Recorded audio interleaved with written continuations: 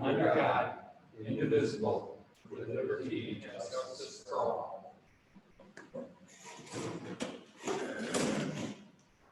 Okay. Do we have Mary joining us? Mary is joining us right now. She's on, but her mic is not working. That's what David is working on. Okay. Well, let the record reflect that 5 board members are present, with the exception of Ellen Holm. So,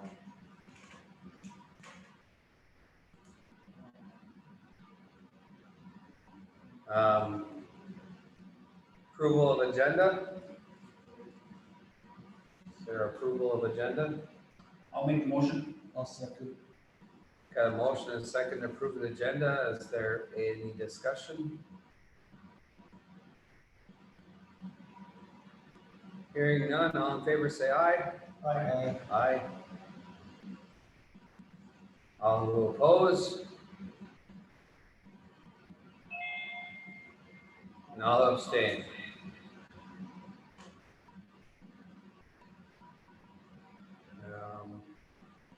Motion passes, but I don't know how to do this. I think we're gonna go 4-0-1. All right, approval of school learning model. John, do you want to speak to us? Yeah, what we should do, what I'm gonna have to do is put this down a little bit. David's still working with Mary. with Mary, is the first thing that we need to do is talk a little bit about what brought us where we were, or where we are versus what's going on around us.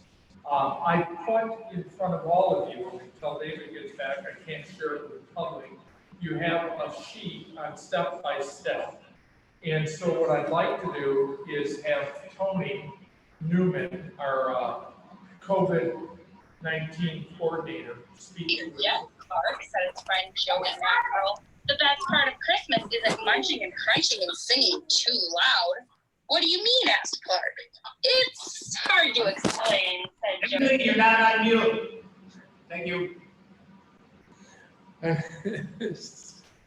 David is working, like I said. Anyway,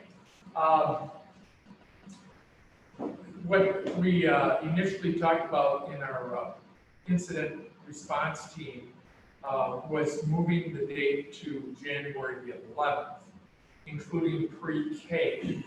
And I want to take a look at how we got to that conclusion. So first off, I'm going to ask Tony to talk. Tony? All right, can everyone hear me? Yes. Yes. So starting back kind of how we got to this point, we were full in-person learning until October 26th.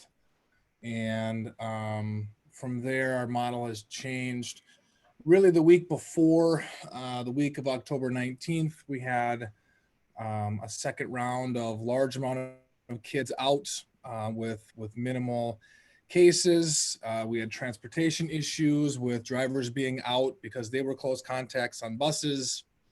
And we had 7 staff out with COVID, 1 positive person and 6 others were close contacts. And then our Morrison County rates were high or rising fast. And then our community that we serve as well. We moved to distance learning to the secondary a couple weeks later. And this was the large amount of staff that we had out, and we were able to cover classrooms with paras and support staff, and that was they tremendously helped out so much. But there's only so much and so many people that we have at our disposal. We just don't have subs coming into our building to allow the teachers from teach from home to have somebody in that classroom. So we went to distance learning because of that. Now, kind of a week by week breakdown of new cases that were added. The week of November 1st, okay, the week of November 1st would be the Sunday to Saturday after Halloween. We had 4 new COVID positive staff members and 4 were close contacts. We got data from Morrison County on Monday. Usually it's Mondays and Thursdays. And that Monday data, we had 42 in Royalton Bolus areas, and then our county rate was 91. That Thursday, we had November 5th data, 52. So we jumped 10 cases in 3 days, but our case rate dropped to 85.2 for the county. The next week we had, the week of November 8th, we had 4 new COVID positive staff members and then 4 new close contacts. I don't have any data for that week. I think there was, the gal doing it was out. So we jumped to November 15th. We had 7 new staff members as COVID positive, and we had 2 close contacts as staff. In that week for data, this is where we had our largest jump. We went up to 64 members of the community in Royalton and Bolus were COVID positive. Case rate was at 100.91. 3 days later, we had the largest increase. We had 71 in Royalton and Bolus area, but Morrison County jumped to 201.8. At that point, around that time, we decided that we needed to move as a district pre-K-12 to distance learning.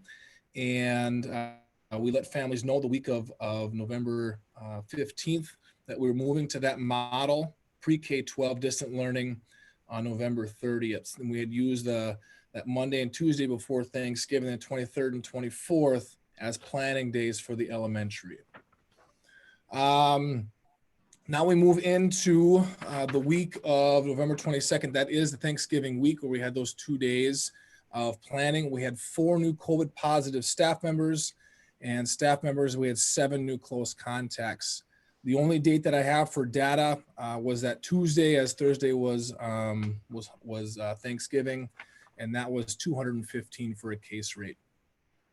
Moving into last week, November 29th through December 5th, we had 4 new COVID positive staff members, and 6 were identified as close contacts, as new close contacts. You'll see that our data for November 30th, case rate for Morrison County is at 138, and then December 3rd has dropped to 114.5. This week here, December 6th through the 12th, it's Monday, we don't have any new COVID positive or staff members identified as close contacts. We do have 3 pending results as of tonight that I don't have information on. So there are 3 hanging out there. And then the data we received this morning, Morrison County is at 107 point something. As we take a look, Superintendent Phelps had put together a table, kind of a running tally of how many staff members we had out beginning the week of the 15th of November 15th, each week until today. We had the week of the 15th, we had 8 total out. The week of the 22nd, November 22nd, we had 11. The week of the 29th, which was last week, we had 14. And then this week we have 12. As we look ahead, as far as staff that are going to be out district-wide, as it stands right now, nothing else new added. December 14th, we'll have 3 staff members out district-wide. As far as students go, I really didn't give a ton of student data. Since we've been out, parents have been communicating with us, but at the same time, I only get people that have contacted in. So as of right now, district-wide students on the 14th, we would have 5 out, could be 8, depending on a family situation that I've got to contact to get a timeline of. So that's where we stand right now. And what I noticed or put out there, as you can see by this, is we don't know where we're going to be with numbers.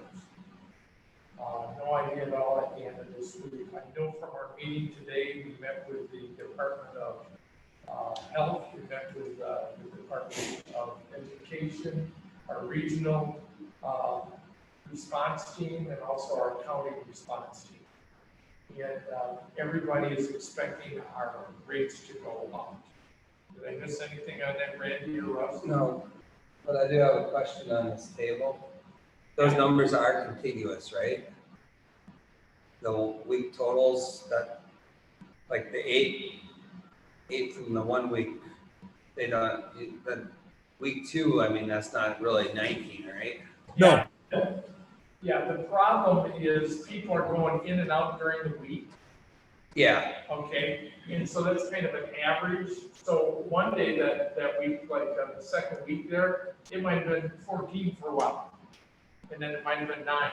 And it's kind of trying to figure it's a out. snapshot on the week, I Now, got it. matter of fact, if I can. Get this first. I'm gonna stop that.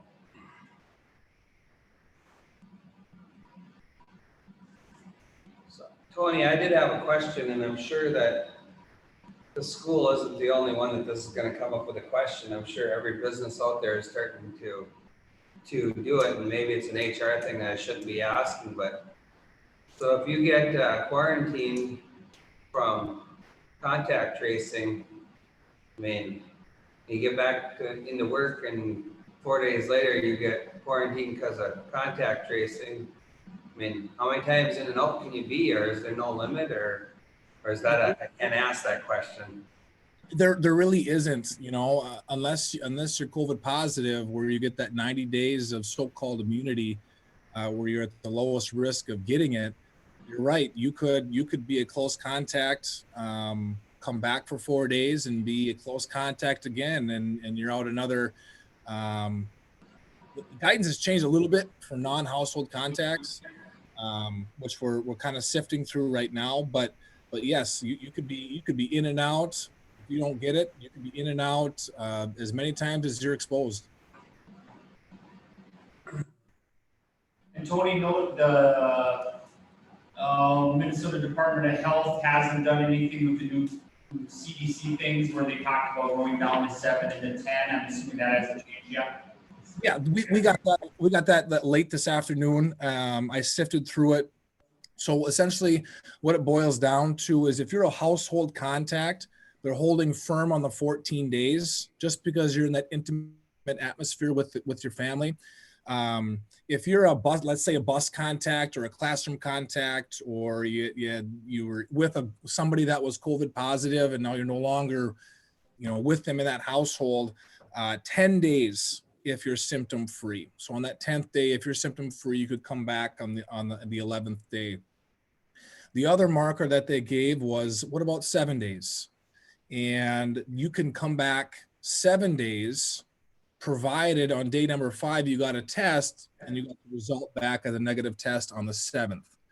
They still do ask you to monitor for symptoms for the 14 days because there is a chance that you could get it.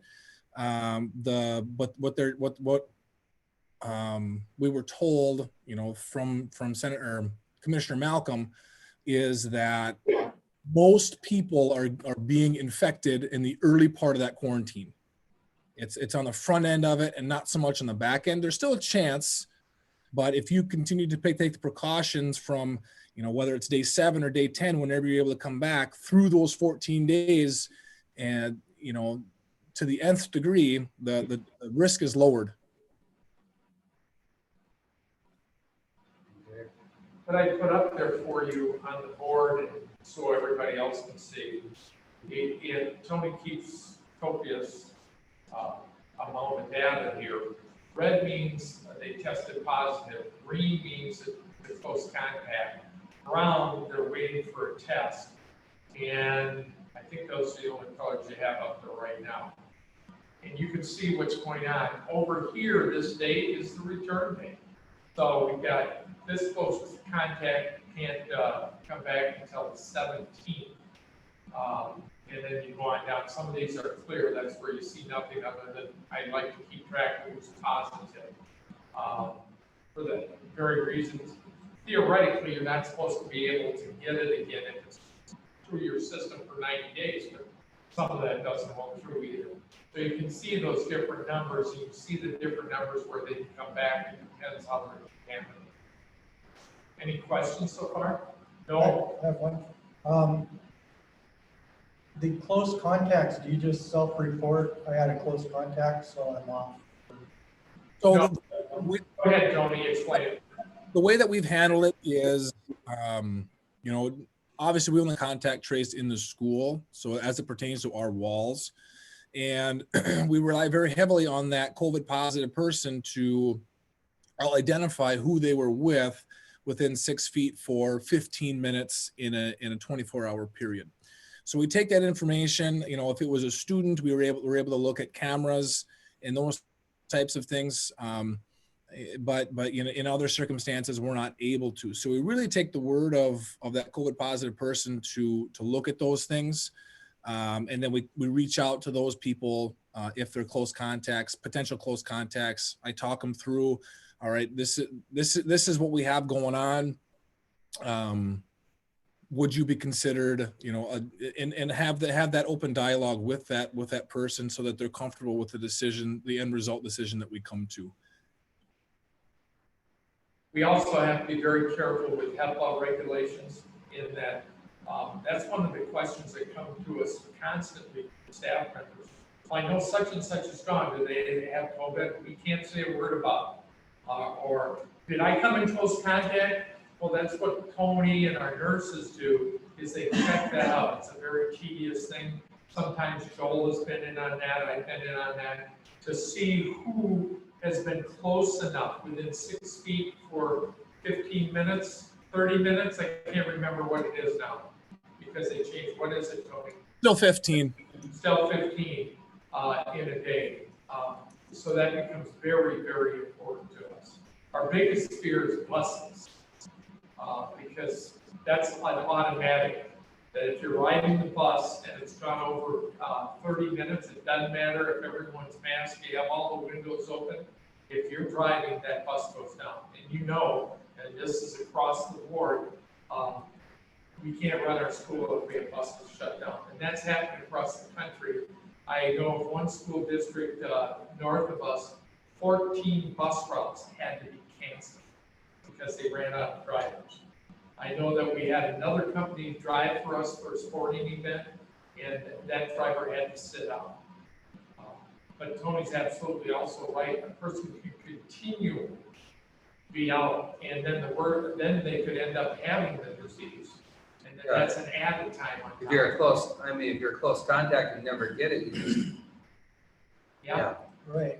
I guess, so this chart, every one of these cases on your chart here that you're showing were discovered by you to be close contact within the walls of the school?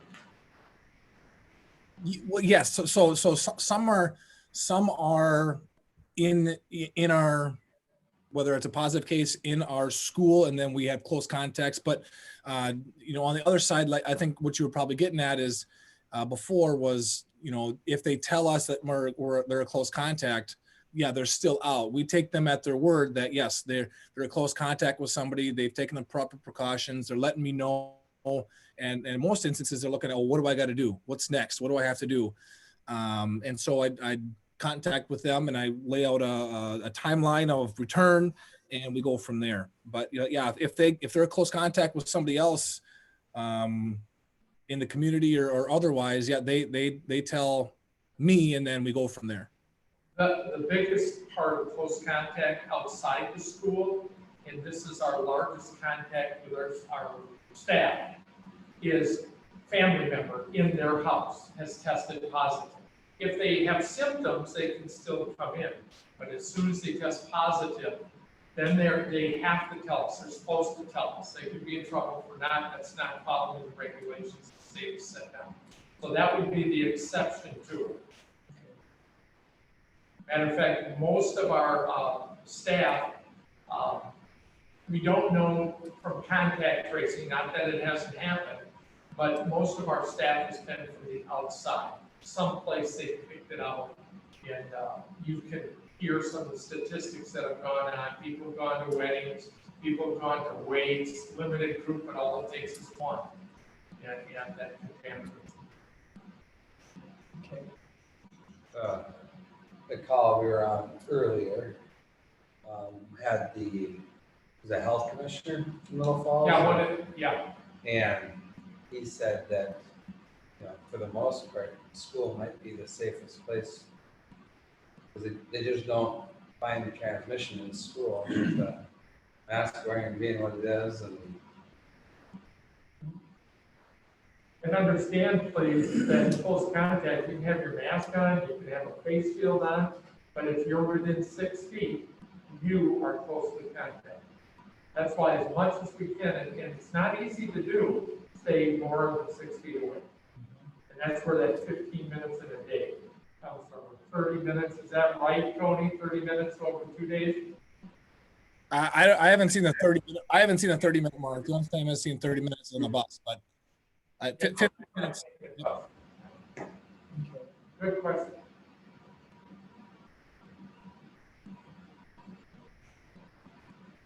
all right.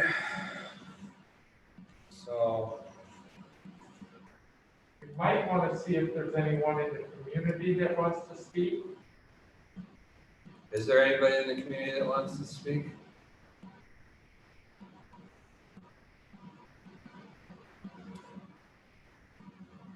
I have another question. if Oh, anybody else- Go ahead.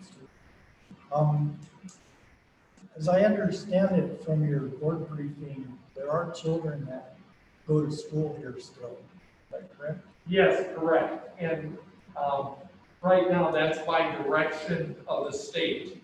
And part of the direction of the state is kids can come in, special needs students, students that are struggling, if they have projects going on, and if they're struggling in a class. That has happened. The high school and the middle school have been at it longer than the elementary. The elementary is just getting this wrapped up. Matter of fact, some wonderful stories have gone on. So if you have problems, I forgot one too. If you have trouble with making that connection, then you make an arrangement to come in, and that's where we're trying to set up Bolus as kind of a satellite for us, and that just got finished here at the end of last week. But they're coming in. I don't know, maybe Joel can address that better. I think we have about 50 kids in the secondary that come in. And it might not be the same kid every day. This kid requests some help, they're in here. Today, I know in a math class, I think there were 4 students in, working on math with the teacher, as the teachers work. It just depends what's going on. In some instances, it's been wonderful, and the community has to hear this. In that some kids that were struggling before, that one-on-one connection has been tremendous for some of them. I had one teacher saying just a couple of weeks, a student moved from doing F work to moving to C work and just accelerated. But that's not the only place I've heard it. I've heard that from several teachers. Have you guys given any thought to the kid who is doing C work, but now he's staying home and it's not that easy for him and he's kind of slipping? Does he have the option, even though he was doing satisfactory before we shut it down?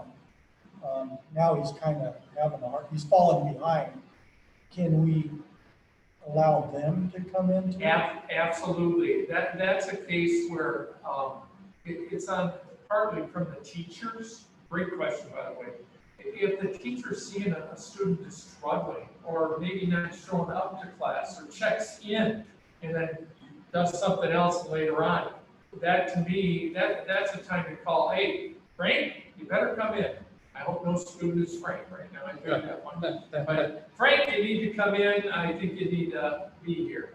At the elementary, it's a little more complex in that when a student is struggling, in general, not too many of those elementary drive to school. So that's where we have to set up a plan for it.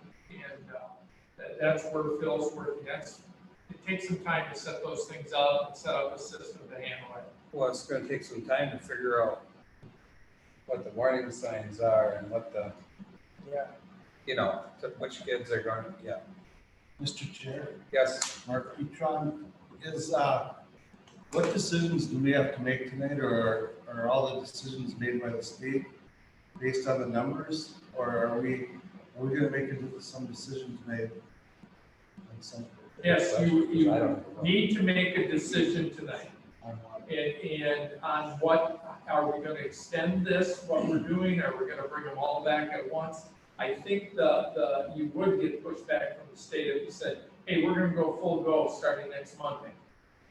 Matter of fact, the recommendation, if I say something wrong, will you please let me know, or somebody else that listened on the call, they recommend moving slowly into it. They also said that the plan that we have right now is very good. In number one, they recommend to roll into it gradually. Our recommendation right now stands as January 11th would be the start back date. The reason being, and this came up in several places today, is we really will start seeing the difference at the end of this week going into next week for Thanksgiving. All ages? Yeah, but remember, it's the staff, and that's state and national wise. We're finding out, that's where Tim from Minnesota Department of Health said that they have found out this is a safe place for kids because they're wearing a mask here and they're trying to social distance and they're doing the right things. When they leave here, that we don't have control of them and what they're doing. It's like at a practice, you could have everybody with a mask, they leave practice and all 6 of them get in the car and they don't have a mask on. You can't control those things. That's why he said that. It's the staff that I'm worried about. It's the staff that we have to watch.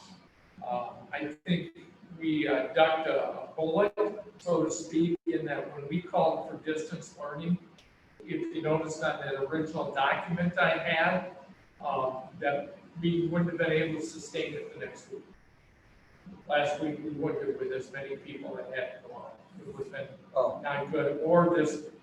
The thing that's occurred to me is that the way the quarantining works and the way that the school works, whether it be support staff or teachers, when you're third grade teachers, you tend to hang around other third grade teachers. So when you take out a group, it takes out a whole section, or when it's the cooks, it takes out the whole cooks, or when it's bus drivers, they tend to, because they work together. So They've been pretty good, and I think we all learn from our mistakes. You've heard me say that many times. And so they try as best they can to stay away from each other as much as they can. They're doing a very good job. When I listen to what's happened in other schools, it's been great. Mr. Chair, Yes. we have several questions from do we? the population. Oh, good. I You can't wanna, read that. Can you see it on chat, or do you want me to read it? One was, if we have a child who is struggling, who do we contact to get them into school? If we have a driver, how does this work? And then the answer to that was contact Phil Gavada, he'll set things up with you and your child. And then, I see Russ is, did you want to ask the questions, Russ? It's fine. You're doing good. Okay, there may be busing for your child through Gay. There's another question that says, has there been any review of the rule that both parents need to be considered essential for daycare at school? Let's just seeing if that one was answered. That's the one that came back from the state. And that's something that I know Phil continually reviews because we're limited on how many students we can have in there by staff. So let's say we have 200 kids, but we can't manage 200 kids with, let's say, 2 parents.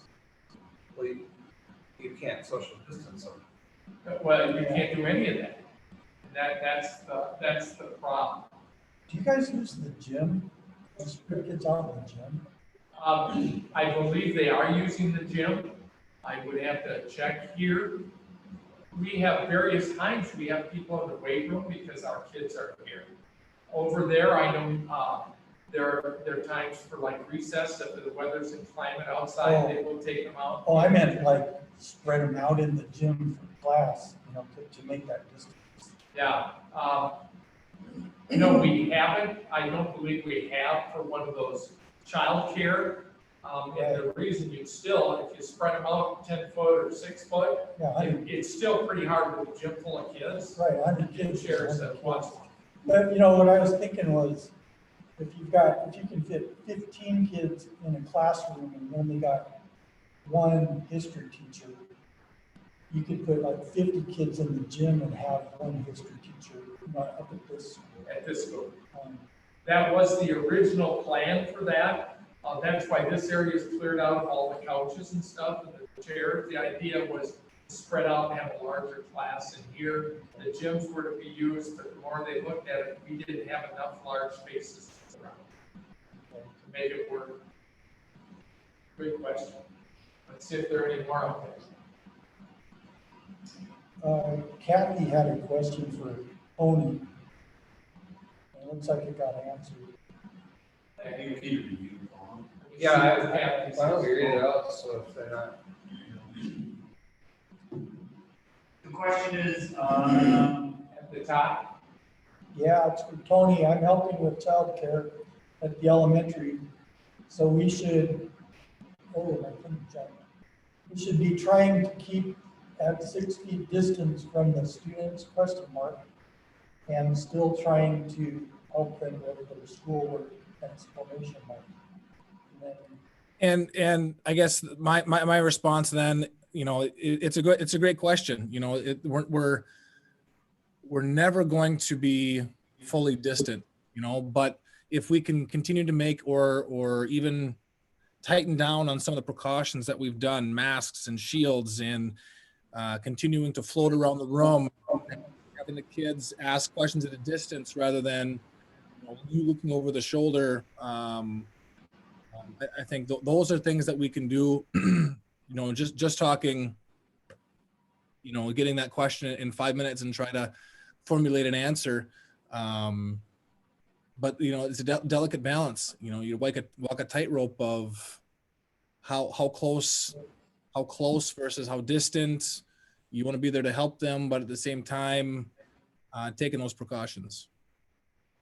and the recommendation is when you're distance, the same thing happens in our classrooms here. If you're away from them, you should have the face shield on. As you get closer to them, put on your mask to protect yourself. And obviously, you need to spend some time close up, but that's up to 15 minutes. If you feel comfortable that you can make that 15 minutes, do it. And maybe it's impossible, but then that needs to be communicated with the principal at the site. That, hey, we need more help here, so we're not all at the same person at one time. But I know teachers the same way. Today, one of the teachers I was observing working with kids had the face shield on, got close to kids, put on the face mask. That's following the protocols that are supposed to be there. Okay, here's one from Carter. If this is the plan to continue distance learning for all children as you go, are you going to discuss improving the distance learning curriculum? Friday, my child only logged with the teacher for 45 minutes. Another teacher has called in twice or has covered in class for 2 days. Why are there no subs? And I would say to Carter, please contact the principal. And if that doesn't work, contact me. We need more specifics to handle that. I know sometimes it's impossible. We've run out of subs. It's that simple. And even when we have a sub, it's not the same as the teacher. About all there are sometimes it's just some things that they can do. But I would encourage that person to talk with them. We know this, that the amount of face time varies from grade level and how long you should spend in face time. So the younger the student, the less face time on the computer. You might work on other things, come back, work on other things, come back, but they're a limited number of hours. As you get older, you can spend more time.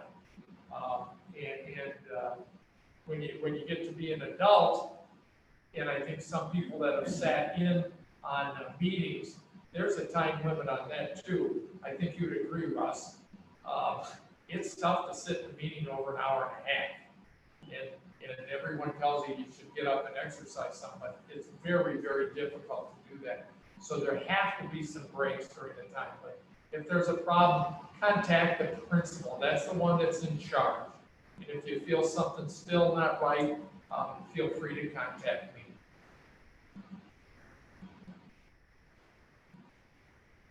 Okay. So you got pretty good crowd participation. Well, so that's, yes, Mary? Work for a while and nothing happens because it doesn't work. And so that means that there's always moment speakers not working, period.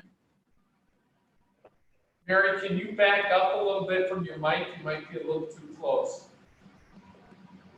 And try it again. Select a speaker. It says select a headphone speaker. Well, should I try that? Sure. Okay. That's speaker and microphone. Okay.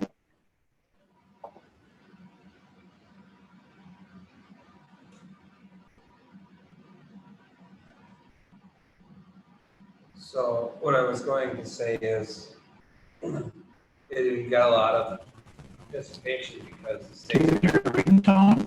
No.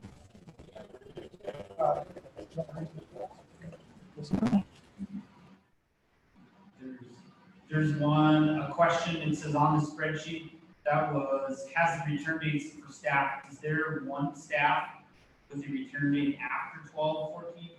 And I think there were. Yeah, there were, I think there were 3, but realize that can grow. Those we found out. My intention would be that number would find a homeostasis and stay there, but maybe we're a small example that it's going to fluctuate up and down. Mary, I'm trying to call you. Let me call you, and then I can hold your question up to the mic. So another question, if distance learning is continued, will there be an option for synchronous learning? My child has high needs and I am not able to be home with her to ensure she's getting logged in 3 times per day. So if distance learning is, will there be an option in elementary for asynchronous learning? And there should be asynchronous learning going on as well, both. Now, depending on this one with needs, if she wants to bring them in, they should contact Phil, and especially with this particular one, contact Dr. Gravata, and he should work with them to match those needs. And I think no matter what we decide, even if we would come back in, hypothetically, we say we're coming back in full on Monday, there's still gonna have to be there's still gonna be that group or the parents' options to continue distance learning. I mean, Yes. That ain't gonna change. and I don't know, Jolene, or if that answers your question, but that will always be there. But like, Mr. Phelps talked about, I think if you need that, please reach out to, Dr. Gravata. Yeah, that's the biggest thing. Mary, you had something before? Go ahead. John, I'm getting way too much feedback. I can't even hear you. I'm so sorry. So I think, Okay, thanks. He said too much feedback and you heard it, not heard. Thanks, so. the idea of personalized learning, so you could have a C student in person that moves to an A student online, or an F student, or stays a C student, or any number of, and it could even be from discipline to discipline different. So, perhaps there's a kid that needs to come in for one discipline that doesn't need it for any of the other disciplines, so that you should be able to figure out a way to. Correct. I think if they talk to the principal and tell them their particular situation, they may be able to get out that way. Go a long ways, yeah. I think that's probably the big thing that we're getting out of this is we need to just have open dialogues with everybody. Yep, and we're kind of all in it together. I know everybody's sick of hearing that, but so John, do you want to explain what the recommendation from the recommendation from our committee, our team, I should call it, our incident team, is to stay out until the 11th. And what the MDH, the Minnesota Department of Health, has said repeatedly, they don't want us to come in, go out, come in, go out, come in, go out. As we build, we should start small, and when I say small, I don't mean one class at a time necessarily, but the little children. We know those are the most difficult ones to be in distance learning, and we want to remove as much of that as possible. With that, I know the board, our team, and I don't want to undermine our team, but one of the things that the state pushes very, very much is our pre-K kids. As long as we can keep them in, the better. So the part I'm saying, I would like to see us next week, the 14th, bring back our pre-K students. I know the staff there feels comfortable with that. And that might end up leading into, well, let's talk later on. Where are our numbers? Maybe we can bring another group in the first week in January.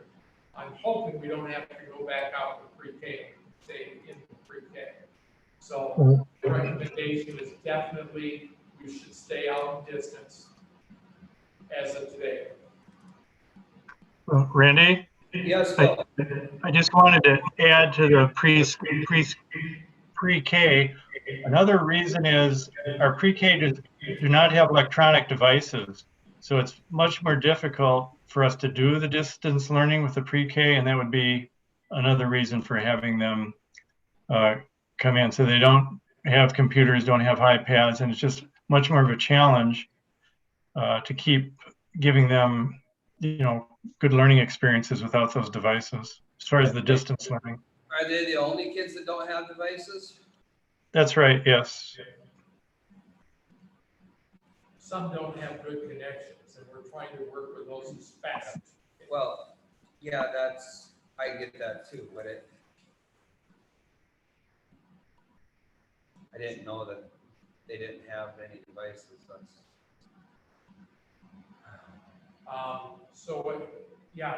If we could have a motion to move it that way, unless you guys wanna. I want to have a little bit of discussion I was before just I gonna move say, it. I think you need some discussion. So on the call with Tim today, he's a wealth of knowledge. I asked, so there's not really studies on what happens to a kid when you go in and come out and go in and come out. I'm hoping that what we decide tonight will offer some continuity. He said there is some value in setting a date and then trying to meet it, because it offers both parents and staff the assurance of what's going to happen. So I don't know. How do you feel about it, Russ? This has been, I don't know, probably the thing I've probably agonized most over. I'm both COVIDed out on my meetings, trying to get information and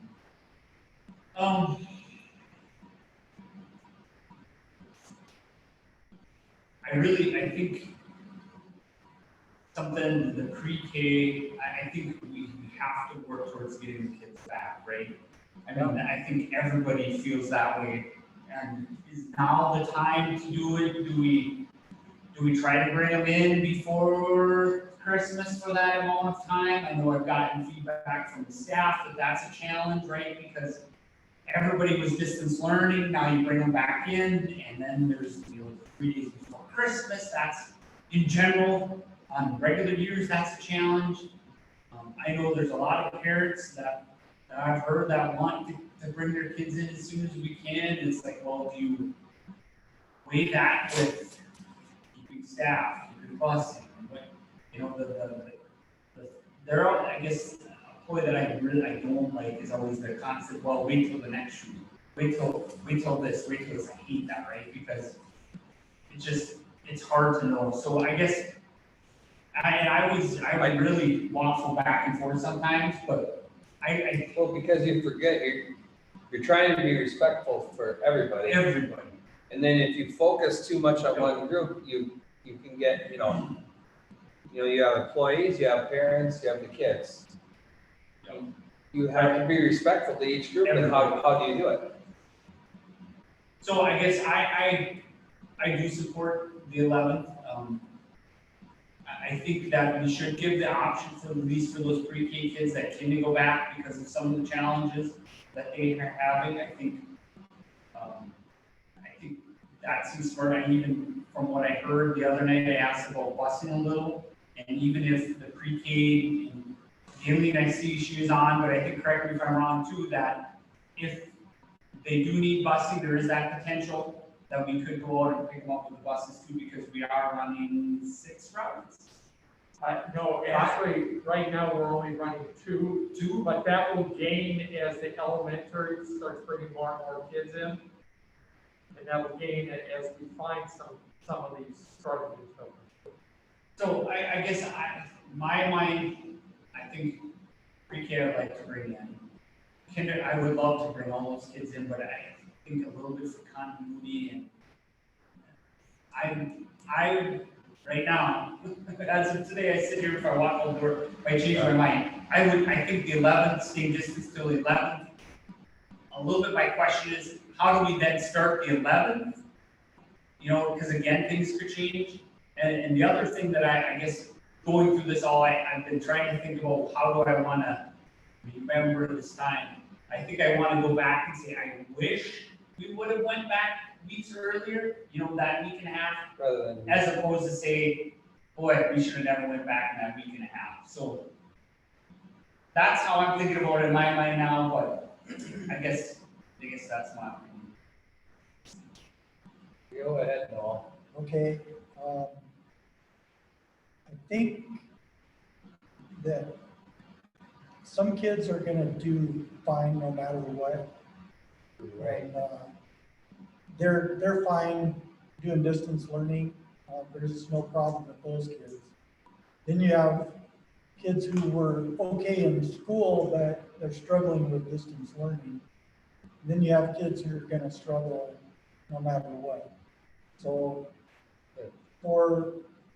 as long as we're given the option, my kid is not thriving with distance learning, I'm gonna call the principal and get them in there for in-person learning.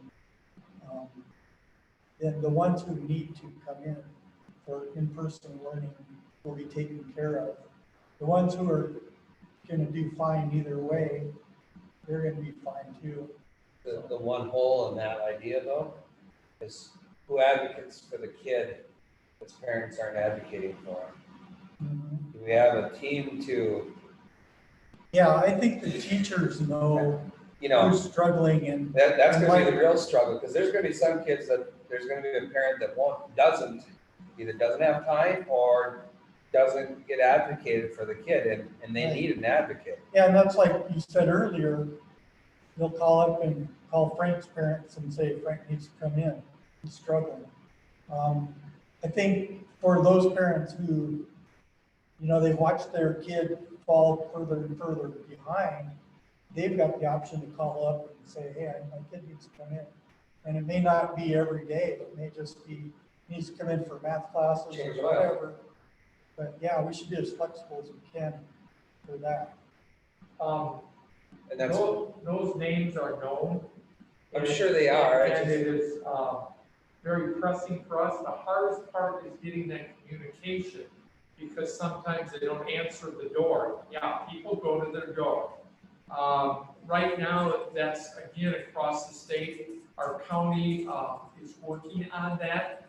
Is there a better way we can do it? How do you do it? Because some people are really afraid. If social services show up at your door, they're afraid what could happen, and they're afraid they could lose their child. And we're really working hard. We'll have a meeting again soon to discuss that and see what we can do. But I know here, our teachers are reaching out to them. If they're having trouble, then they should turn it in to our social worker. Similar things should be happening at the elementary. In the elementary, handle it from there. And if we need, maybe we can work to have the county work with us to make those contacts. Yeah, I guess in summary for my remarks is, if you're on there listening to this, you're obviously interested enough in your kid that if they're falling behind, call the principal and get them in-person learning. yep, I would agree with that. Mark, I guess I would go with recommendation of Phil and the committee. They know better than we do. well, on the call today, that one of the reasons for going to the 11th was it would give us that 2 weeks after a lot of the Christmas stuff too. You know, and I don't know. I feel at times I feel really unqualified for making this decision. Well, it I'm might not be a doctor and I'm not an educator, so I think the chances it's gonna be longer than shorter. So. And so that kind of sounded like a motion. Do you want to move it? I'll make the motion that you just told me I made. All right, Mark's motion is to follow the administration's recommendations and to move distance. Is that what we're saying, is distance learning on the 11th? move to start away from distance learning on the 11th. I was going to say part of the conversation, and both of you heard this many times, we need to gradually come back. If we start with the littles, that'll give us a better feeling and start to move forward. The motion is to remain in distance learning. Until the 11th covers it. And just for everyone's clarification, you're talking 11 January. Correct. Yeah. And bringing Thank preschool you. back. January. And bringing preschool back December. Yeah. And bring the preschool back, pre-K on the 14th of December. Thank you. Okay, back 14th December 2020.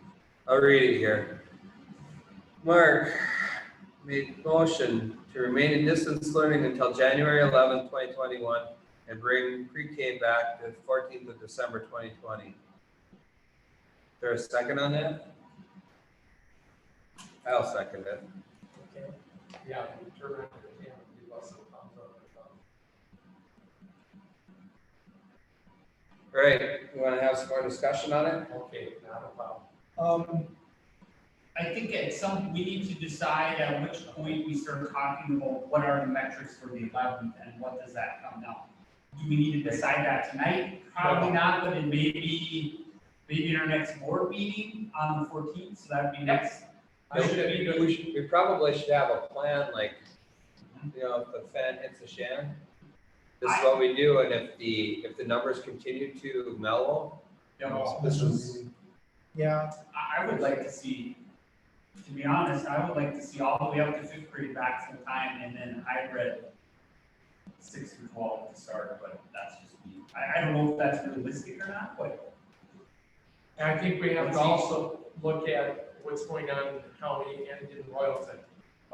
Like I said, we dodged a bullet, and if you notice when we went out, that's when the jump happened. That's when we were well over 200, the highest one in the state, and singled out in the nation in Morrison County. I don't know if people. But if we'd mellow out to 50 number or something, Absolutely.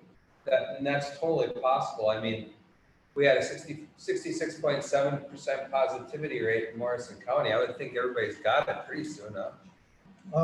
the remarks and questions that's just been going wild. I'll just read a couple of them. Go for it. Wow, it just keeps jumping here. What metrics are you going to use to evaluate when the 11th arrives? Well, first thing we're going to have to evaluate beforehand. We have to look if we can compare what's happened in the past to what's happening now. And I see somebody like us to go to 5th grade right now on the 14th, but again, staff probably wouldn't be there. As I said, when it went up so high, our staff followed. Understand, not our whole staff, that was the point of bringing that up, have the disease, but the quarantining process makes a huge difference. And hopefully we can hold on to that. The staff went up because they live in our community. They live in our community and other communities. Yeah. And it's just part of it. I mean, what we're talking about, so many of these positive cases are from adults more than children. Right, and that's a good point because one of the remarks is the kids are safer in school. I don't think you get any argument about No, that. no. In fact, I just looked on Friday and if you're 5 years to 19 years old, 0 people in that age group have died in Minnesota from COVID. So it's not about the kids' safety. It's about having the staff available to be able to manage the kids at school. And also, just to save myself a whole bunch of typing, there was another one from Nicole that I'm just gonna verbally answer. If you're struggling, if your kids are struggling, call the principal, and get them in here, in-person learning. Find a way. And I'll say the other comment too, so I think based on what I was seeing and just read through some of the comments, just what I'm seeing, so if talking about the 14th, I think based on today, right now, today, right? So that's the only thing we can do, we could staff on the 14th, today, assuming no changes. So that's a big assumption, but we could make it. But I think the other thing is, how much change do we have? Is going back to that week and a half, is there to go to hybrid? So what does that look like if we would go to hybrid? And does that mean you can go back 3 days? And the rest is at home? I'm just not sure. So I think it's not only on the staff, I think it's also wanting not to switch and go back and forth as much as we can, and also somewhat anticipating some of the numbers that we may see with Thanksgiving. And I really hate that, but I think until we know a little bit more, that's why I'm basing my decision. So others, so that was, hopefully they can hear me and respond. And that's how I feel. So, you know, if you feel differently, certainly come to the meetings, voice your opinion. I think we really appreciate hearing from everybody, so thank you. Yeah, I'm just gonna sum up about 3 or 4 of these comments. It would be helpful to have some transparency in staffing issues, absences. Is there any way we can, like, if a staff member's had COVID, they tested positive, and then they're over their quarantine period, they come back to school, and they're near close contact with someone, are they out again? Right now, I don't know the answer to that. Theoretically, if you're good, you're good. Some people aren't done even when, it sounds funny, the symptoms are gone and they'll come back. This is one of the problems. If they're truly out of their system, they're saying 90 days with the disease, okay? We cannot share with you because of the classes. If I said to you, yeah, our higher level math person has had COVID, I assume they haven't had COVID, but let's just throw it out there. If we do that, I wonder in a town this size if you could figure out who that is. We cannot tip our hand on it. It wouldn't matter, math, social studies, first grade, second grade, 9th grade, it doesn't matter. We can't say that. Yeah, I get that, you know, because you basically named that person. But would it be possible to say, like we have kind of here is, you know, we've had X number of staff test positive this week, X number that week. Tony, correct me if I'm wrong, don't you put that up online for everybody? Yeah, it goes week by week, you know, so there was 4, and then there was 4 more, and there's 7. No, I'm saying I believe every time we have a positive test, he puts something on our webpage. And Tony, are you out there or not yet? Yeah. So every time we get notified of a positive, we, as quickly as we can anyways, report that and put it on our website and Facebook page. So that one is there. Let me see if I can call this up quick. I don't know if everyone can see it. Let me know at home. I think the other question that I saw out there though, the CDC did just change recently last week, the 7 to 10 days. I think Tony, you did talk about it. MDE did accept that, you said later this afternoon, so we will be adopting as what the Minnesota Department of Education or the Minnesota Department of Health has changed to, correct? That is correct.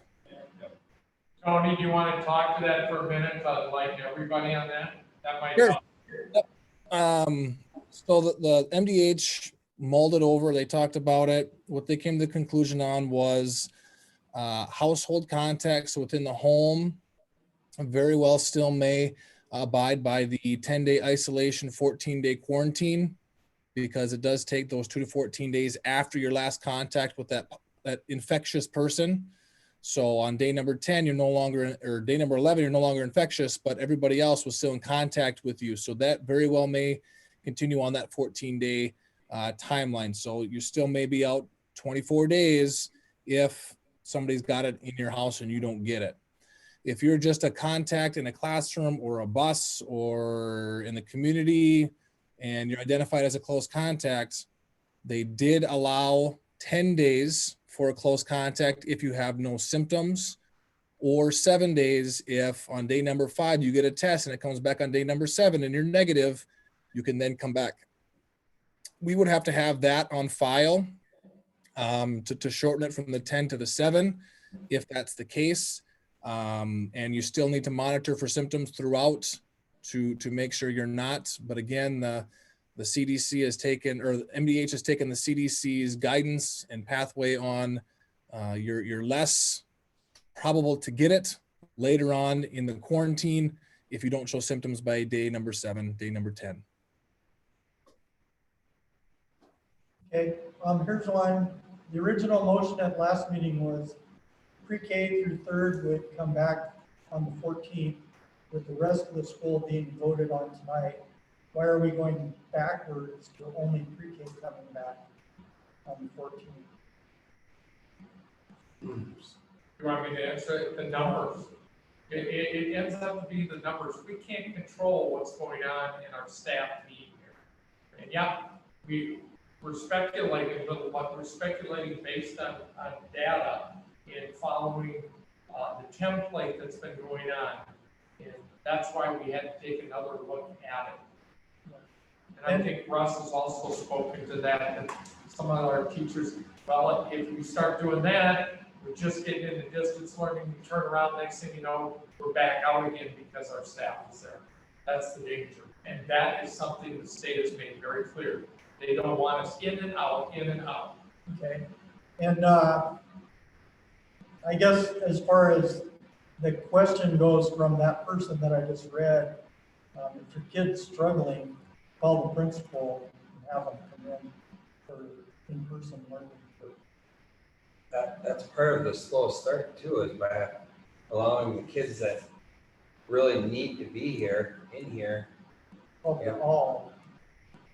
Well, right, but I mean, the ones that are really struggling, Yeah, it'll help us get the slow start and we'll get rolling and hopefully not go look back. And not everybody is doing it this way. The state gives us guidelines for when to change that. We're well within the guidelines to have kids come in. If we had a stay-at-home decree from the governor, that would change the whole thing, obviously. But depending on the students, some would come in. We know that from last time. All right. Any more discussion?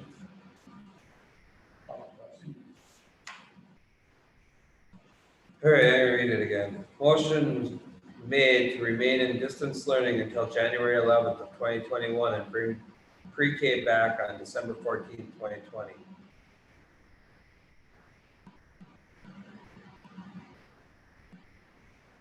All in favor, say aye. Aye. All opposed?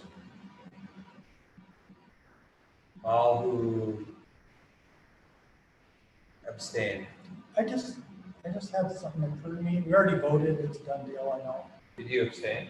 No, Oh, okay, And Mary voted yes. okay. I do have something to say though. Okay, go ahead. if COVID just got better, some sunspot happened or something, and COVID just got better Yeah, by like the 15th, and it was 0, would we have a special meeting and yes, I would call a special meeting. reevaluate this?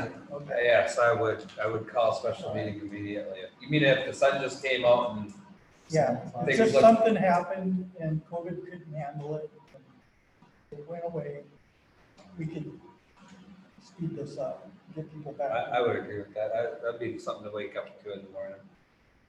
Wouldn't that be nice? Wouldn't it? There is a teacher that I know, a staff member that I know does not want to be here with their students. And believe me, it's a lot easier to teach in person than it is to teach in distance and make those connections. Our staff is putting in many, many more hours, which is something we'll talk about at the meeting next month. All right, with that, okay, a motion to adjourn the meeting. We need to set up the future meetings, like, there's some tomorrow, isn't there? No, There's policy meeting. And yeah, policy meeting tomorrow and also finance. Finance is at 8 or 8:30. I won't be at the finance meeting if somebody else wants to. I was going for Ellie already. Okay, so you are going? Yes, I will Oh, be that's there. good. I'm going Because- anyway, because I'm already on it. Yeah, if Ryan or one of the other board members that just got voted on want to come, they should fit. And we have a contract, superintendent evaluation on superintendent's contract. Yep. We gotta live up to that in December. So do you wanna set up a special meeting for that, or? That's not, you've got to stay on task here. The only thing we should be talking about here right now. Or we're just scheduling future meetings, we're not voting or anything, we're just. Why don't we scheduling wait future until meetings. next week at the regular meeting? And set it There you up. go. Yeah, I guess, I don't know. You can't do it this week. We'd have to call a special, an emergency meeting. Couldn't be.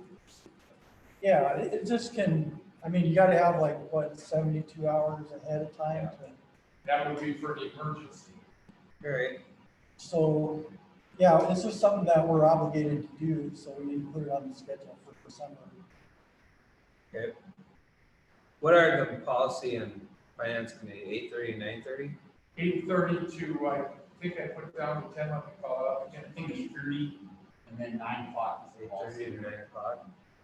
All right, And they're gonna be it's here. 8:30 to 9:30 and 9:30 to 11. It's down below where we used to be all the time. And it's 8:30 to 9:30 to finance. Yeah. So we gotta drag ourselves in here by 8:30 in the morning. yeah, all the way until 8:30. All right, is there a motion to So adjourn? just say, I make a motion to adjourn. I'll second. Been moved by Director Garretts and seconded by Director Gerard to adjourn the meeting at 7:09. All in favor, say aye. I, All who oppose? All abstain. Meeting adjourned. thanks for joining, everybody, that was Yeah. good. It's the biggest good meeting input. we ever had. yeah,